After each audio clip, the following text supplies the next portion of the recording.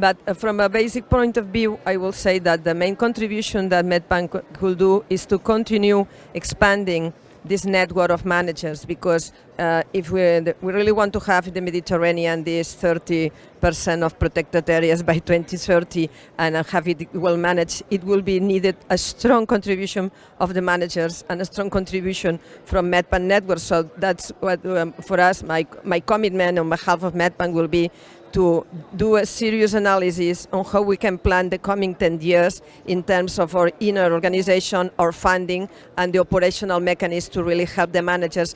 I can say an example. For instance, now we are promoting the establishment of national networks of MPA managers, because it's not enough to work at regional level. We really need to strengthen the capacities at national level. So this is now one of the axes of the work of Medpan, helping the countries to establish their networks of managers to be more effective and to act in a faster manner. Thank you very much. That's very concrete, and yeah, we should continue expanding our joint forces and joining our mandates in terms of providing the adequate solutions. So next one on my list would be Asma Keriji from Sparak, and she should be online also. Asma, are you there?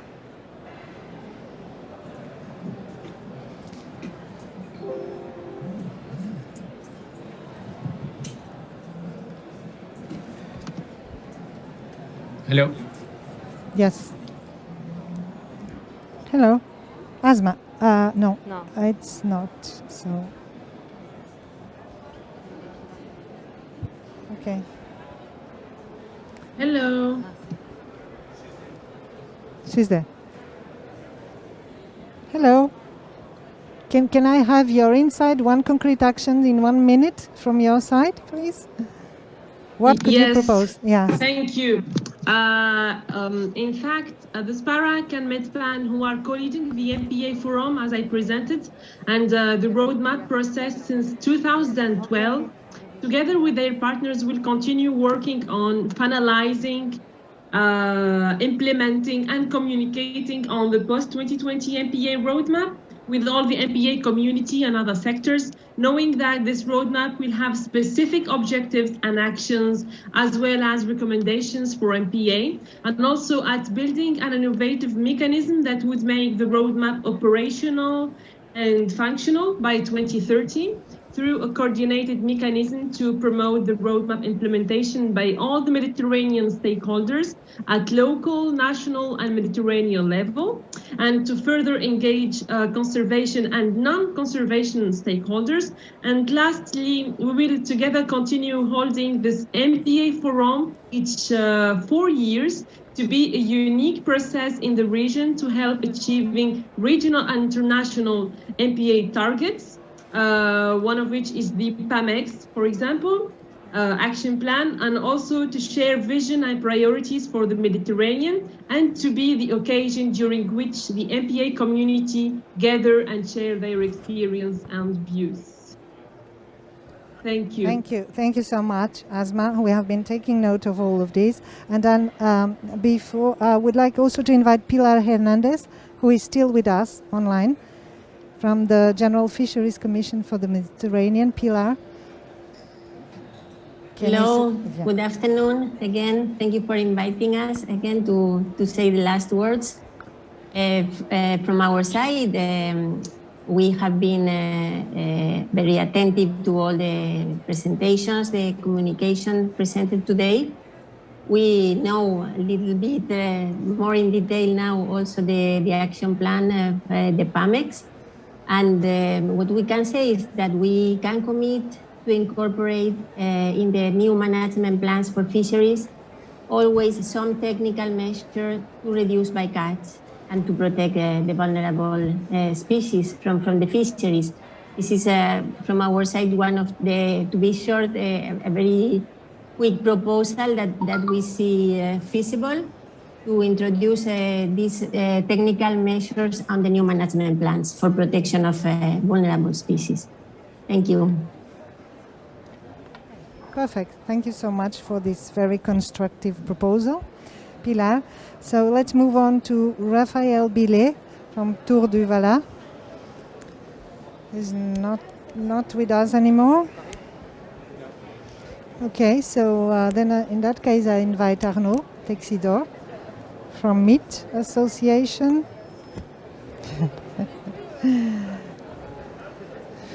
Okay. Can we still count with Flavio Monti?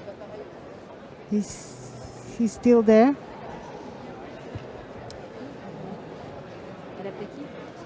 Flavio Monti, are you still there?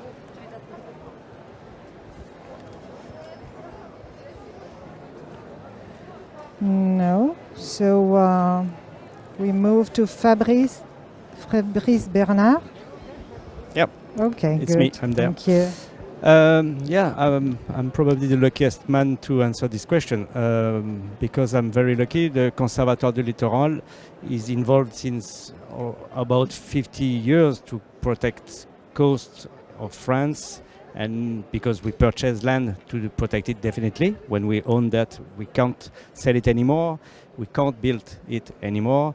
So now we own more than 13% of the coast in France. With a huge concentration in Corsica, because we own 24% of Corsican coast. So we developed lots of activities, lots of program to protect landscapes, biodiversity, and to welcome people on this field.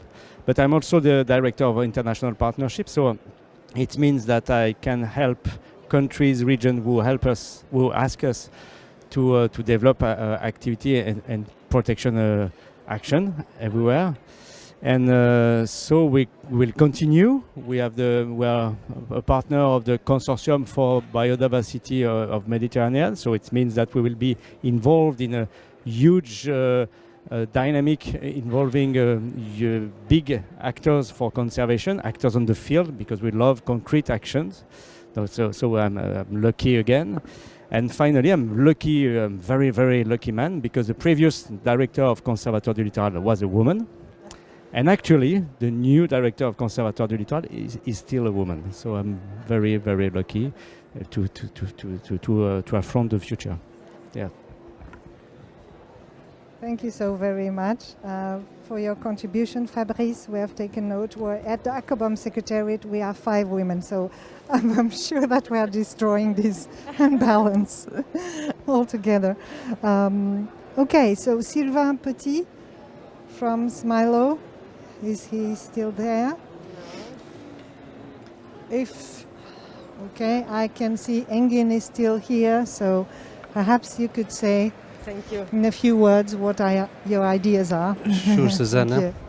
In line with our general approach, which is cultural landscapes, and it covers seascapes as well, our specific commitment will be supporting nature-friendly, small-scale fisheries, traditional fisheries, and conserving sea landscapes within the framework of the Action 8 of the PAMAC's action plan, which is to secure sustainable small-scale fisheries based on the FAO's voluntary guidelines, and more concretely, as the Alliance for Mediterranean Culture and Yolda Initiative and other members of the Alliance, we will work on enhancing scientific knowledge about the links between these traditional small-scale fisheries and marine biodiversity, and communicating and promoting the cultural seascapes approach, and contributing to economic and financial sustainability of traditional small-scale fisheries-based economies, and also advocating policies that support these nature-friendly practices and strengthening the local capacities of these communities for the sake of nature conservation. Thank you. Thank you.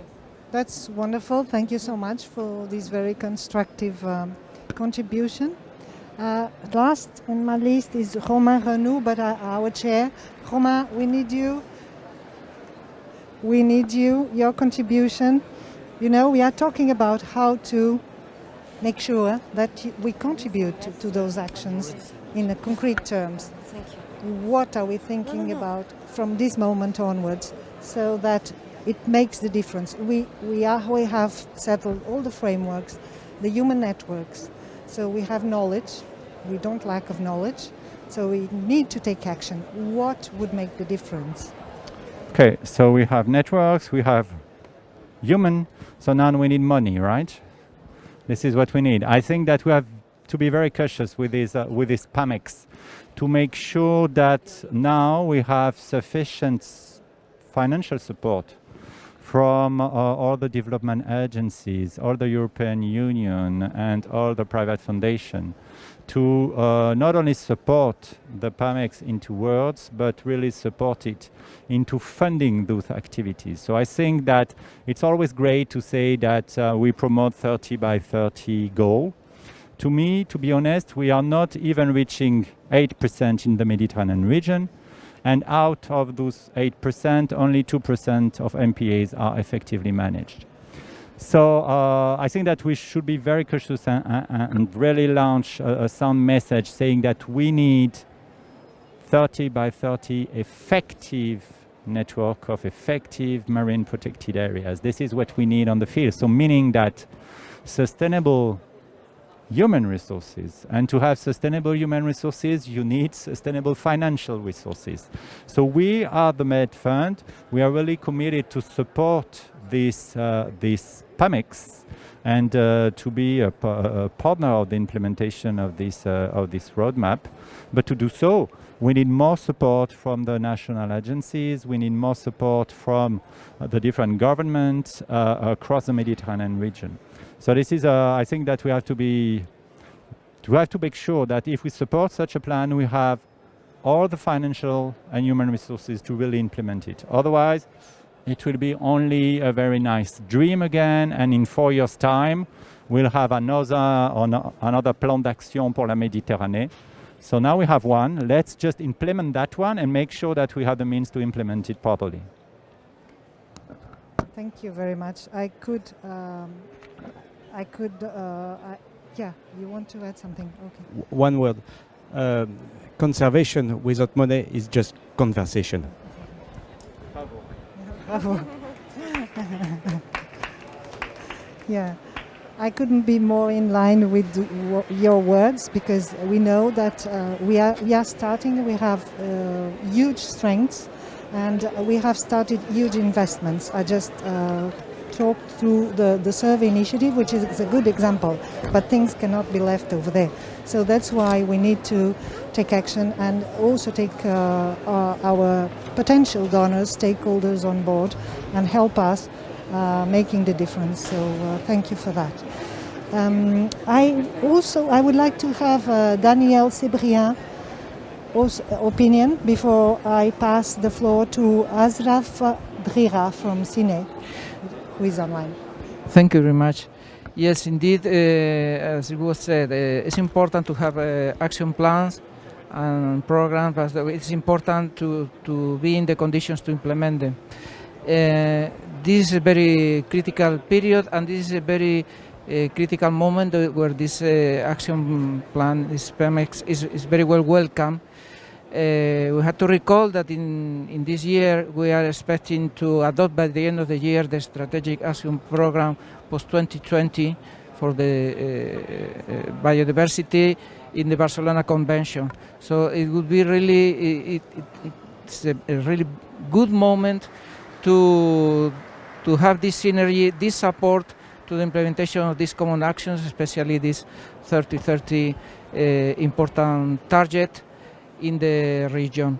The important thing, as it was said, is that there are also the means to implement this. It's a very big challenge. We have been able, let's say, to increase, let's say, by 6% the protected areas, not fully managed, but at least legally protected in the last 15 years.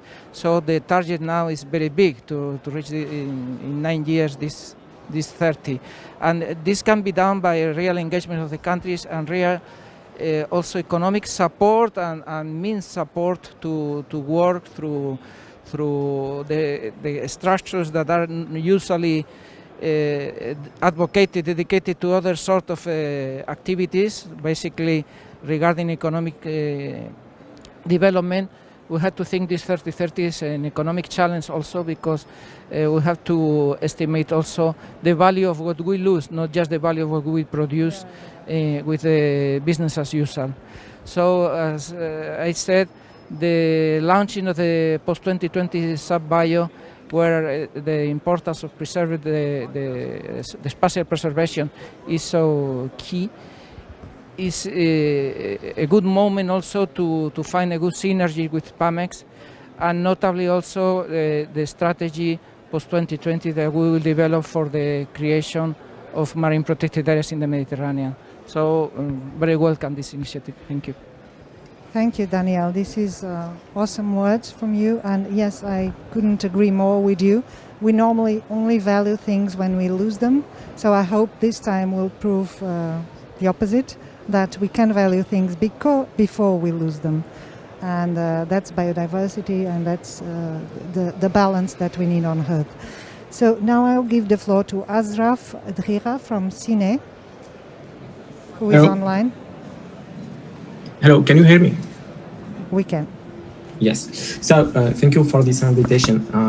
To summarize Yanni's presentation this morning, we can say that the ACCOBAMS digital platform will allow us to run an unprecedentedly large scale of information about the impact of underwater noise on marine mammals, enable quick and accurate decision-making for noise policy and mitigation measures, and we can extend the use of this solution to study the sound impact on the different species present in the area, or use the same solution for other areas.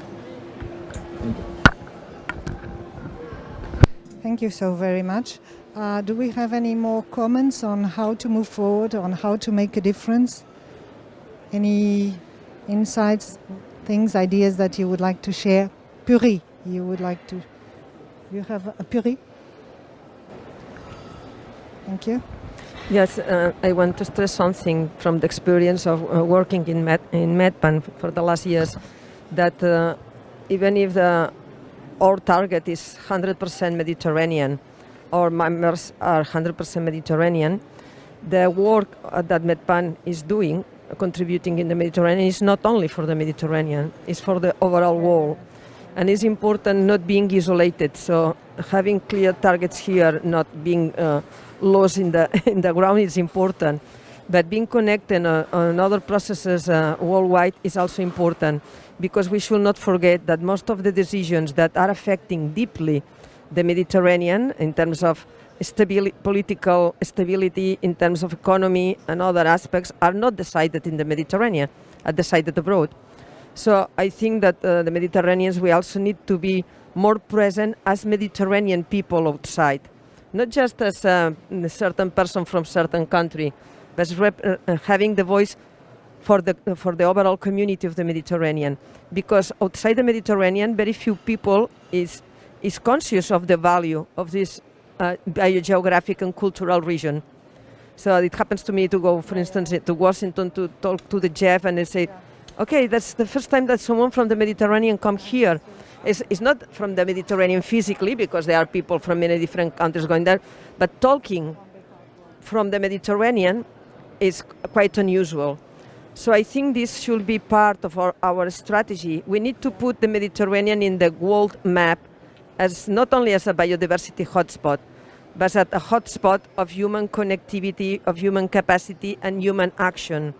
I think this is really important. Otherwise, this PAMEX will be just a tool for us, but we don't have the solution for everything. We need a lot of external support, and we need support and recognition and avoiding problems, because sometimes are other worldwide strategies that are avoiding that the Mediterranean implements what the Mediterranean people want. So I live this at the UCN when it was establishing the Med office. There was a lot of reluctance from other countries to allow the Mediterranean to have its own program. So I think this must be part of our thinking, just connecting outside, being strategic, and providing good, a good representation of our region, and putting the Mediterranean in the political map of the world. Thank you so much, Puri. It's very inspiring words. I couldn't agree more with you. That's true. So there is not just an institutional thing and the representativeness of institutions abroad and in global frameworks, discussions, negotiations. It's also the human factor. It makes the difference. And yes, and it's the dialogue, because the frameworks and institutions, organizations, they exist already. But as I said, it's people that are compose those structures. And if there is no dialogue, if you don't share our lessons learned, if we don't share our own experiences, I mean, there is only one ocean and one planet. And we see how everything is interlinked, land and sea. And that's our cultural heritage. So we should make sure that we put the Mediterranean, and I will quote you, we will put the Mediterranean in the world map. That's a very good quote. And I would then, if there are no other insights, comments or opinions, would finish under these inspiring words. Let's help the Mediterranean by putting it in the world map. Okay, so thank you so very much for your participation, for your constructive dialogue.